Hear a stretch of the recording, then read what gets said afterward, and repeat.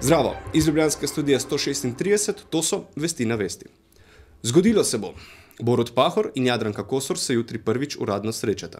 Vse skupaj se bo odvijalo v dvorcu Trakošćan, biseru hrvaškega Zagorja. Prilagamo slikovno gradivo. Po tem idiličnem okolju sodeč bo Jadranka sprejela Borčija kot pravega princa. Da pa se stvari ne bi preveč intimno zapletle, bo poskrbelo spremstvo dveh gardam v podobi zunanjih ministrov Samuela Žbogarja in Gordana Jandrokovića. Na naši strani strah pred srečanjem najvišjih glav obeh držav se je verjetno dosmrtni poslanec in predsednik svoje stranke Zmago Jelinčič kot vedno pikantno plemeniti. Jaz mislim, da gospod Pahor nima kaj hoditi k Kosorjevi in se ji lizati in ji lest nekam. Mislim, da bi moral zdaj ostati doma. Glede na to, kaj počnejo Hrvatje, da so poskušali atentat na gospoda premijeja in tako naprej, se mora zavedati, da ta zadeva ni tako enostavna. Zavedati se mora, da je zadeva pod kontrolo hrvaških obveščevalnih služb in da je tudi objava njegovega vikenda v Umagu pravzaprav šla preko hrvaških obveščevalnih služb. Ne vem, kaj bo počel pri njej, nima kaj početi. Hrvaška naj se najprej konsolidira, ne uredi notranje zadeve, šele potem se bomo lahko z njo pogovarjali. Naj še mi prilijemo nekaj ognja na ogenj s še eno za lase privlečeno teorijo zarote. Ker je iz zapora v Zenici pobegnil nekdanji vodja islamskih borcev med vojno ubih Imad al-Huseini, bolj znan kot Abu Hamza, v duhu korporativnih medijev Zahoda svarimo pred morebitnim terorističnim napadom med romantiko v Trakošćanih. Še ena novica povezana s premijerom.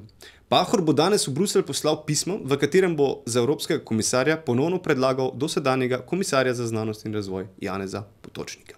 Prihaja jesen in z njo čas gripe in prehladov. Po besedah ministra proti gripi H1N1 Boruta Miklavčiča smo dobro založeni s Tamiflujem, če pa ta slučajno ne prime, imamo v zdravstveni shrambi tudi zdravilo Relenca. Poleg tega pa je vlada sprejela tudi sklep o nabavi cepiva in to s kar dvema dobaviteljema. Za kurativo naj bi bilo torej odlično poskrbljeno. Čeprav roka za dobavo cepiva v sklenjenih pogodbah ni mogoče natančno definirati. Ampak pozor, poleg vsega omenjenega je Ministrstvo za zdravje pripravilo še preventivni rdeči karton proti gripi. Celotno aktivnost, takole bo izgledala brošura Ustavimo gripo, ki bo v zadnjem tednu meseca avgusta poslana vsem slovenskim družinam.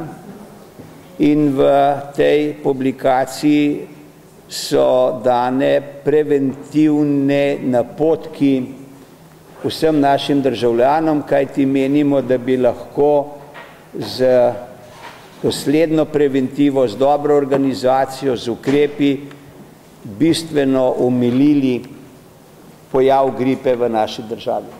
O vesolju in z njim povezani kulturi in neobstoju Slovenske vesoljske agencije komentar dneva Dragan Živadinov.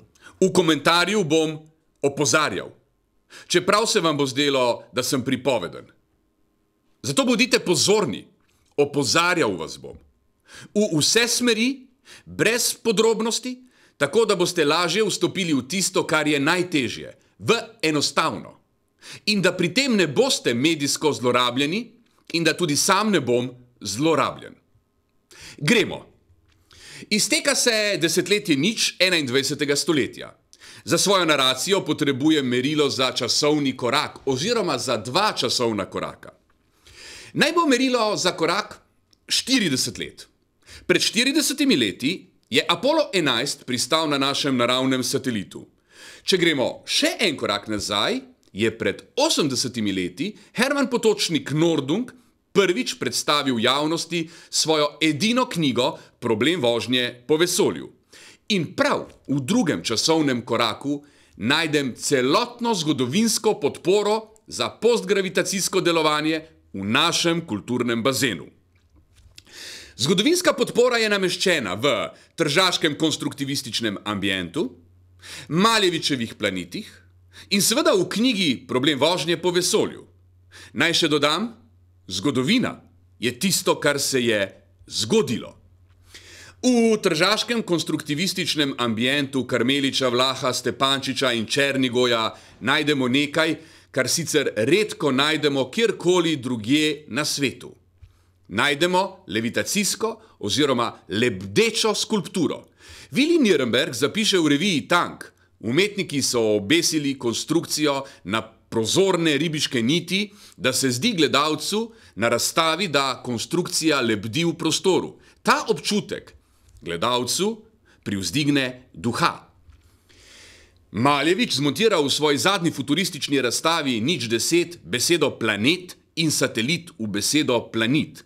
Tako, da postanejo njegove strukture megaplaneti nameščeni med Zemljo in Luno. Citat: med Zemljo in Luno je lahko zgrajen nov suprematistični satelit, opremljen z vsemi elementi, ki se bodo gibali v orbiti. Hermann Potočnik Nordung v svojem geostacionarnem satelitu, v prvi arhitekturi namenjeni za vesolje nasploh, postavi teze za večgeneracijsko potovanje. Naj citiram trojnega doktorja Jurija Baturina: točno tako, kot Potočnik opisuje polet, sem sam poletel v vesolje dvakrat. Konec citata. V roki imam doktorat Wernerja von Brauna, pionirja vesoljskih poletov iz leta 1934. Doktoriral je z 22 leti. Osnovna referenca doktorata je Hermann Potočnik Nordung oziroma problem vožnje po vesolju. Seveda se že sprašujete, kje v pripovedi je opozorilo komentarja. Bom neposreden. Če bi ta hip začela delovati pisarna Slovenske vesoljske agencije, bi zamujali 50 let. Pa smo bili že pred 2 korakoma v kulturnem vzorcu pred časom. In čisto na koncu. Sam sem proti militarizaciji vesolja, naj živi kulturalizacija vesolja. No in zdaj bom še posebej udaril. Slovenija, Slovenija, Slovenija, kulturac. Trnfest se nadaljuje. Včeraj smo si ogledali plesno predstavo Oh Janez, roza barva je za barbike in 24 mož, 4 konji. V izvedbi skupine Bit na Mun, ki reflektira sodobno družbo in popularno kulturo. A pa ni vedno tako dolgočasna beseda? Vedno. Ti poveš, ko je najbolj dolgočasna beseda!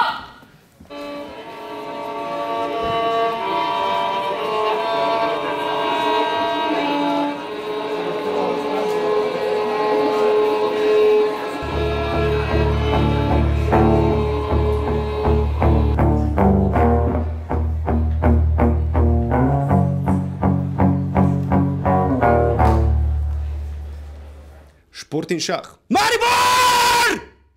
To mi deli. Še vreme, na Tromostovju v sončnem vremenu, Škot z gatami. Last question, are you wearing pants underneath? Pants? It's a very good question.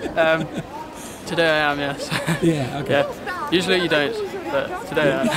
Because yesterday I had a guy come up to me and we were in Split in Croatia. A guy come up to me and quite embarrassing. So, yeah. Iz ljubljanskega studia 136, to so bile še ene vesti na vesti.